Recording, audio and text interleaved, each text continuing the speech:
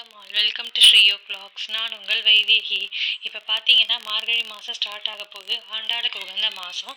So ஆண்டாளை பற்றி தெரியாதவங்களுக்கு ஒரு சின்ன கதை மாதிரி பேசிக்காக என்னன்னு சொல்ல போகிறேன்.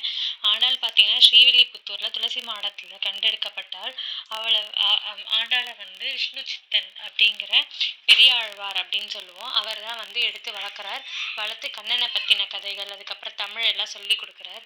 கொடுக்க ஆண்டாளுக்கு என்ன ஆகுதுன்னா கண்ணன் மேலே அதீத அன்பு வர ஆரம்பிக்கிறது, பக்தியும் அன்பும் வந்துடுது. அதே மாதிரி பார்த்தீங்கன்னா ஆண்டாளுக்கு கோதை அப்படின்ற பேரும் சுட்டியிருக்காரு.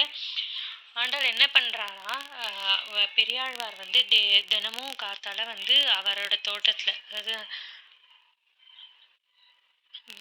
அவரோட தோட்டத்தில் இருந்த பூவை எடுத்து பெருமாளுக்கு ரங்கநாதருக்கு மாலையாக கோப்பார்.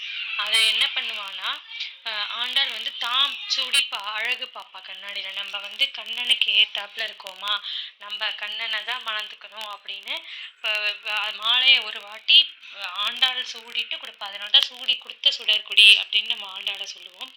அது மாதிரி பண்ணும்போது ஒரு நாள் பார்த்துடுறாரு பெரியாழ்வார். பார்த்துட்டு ரொம்ப வருத்தமாயிடுறாரு. இந்த மாதிரி பெருமாளுக்கு தொடுத்த மாலையை நீ போட்டுன்ட்டு கொடுக்குறியேன்னு சொல்லி கோச்சின்ட்டு அந்த மாலையை எடுத்து வச்சுட்டு வேற மாலை தொடுத்து எடுத்துன்னு போறார். போகும்போது ரங்கநாதர் வந்து ஏத்துக்கல. எனக்கு வந்து கோதை சாத்தி, அதாவது கோதை வந்து போட்டுன்னு கொடுத்த மாலை தான் எனக்கு வேணும் அப்படின்னு சொல்லி கேட்குற மாதிரி நான் வந்து கோதையை மணந்துக்கிறேன் அப்படின்றதையும் சொல்றாரு. அதுக்கப்புறம் தான் வந்து பெரியாழ்வார் வந்து ஸ்ரீரங்கத்துக்கே டைரக்டா வந்து ஆண்டாளை அழைச்சின்னு போறார். இது ஆண்டாளை பற்றின ஒரு கதை.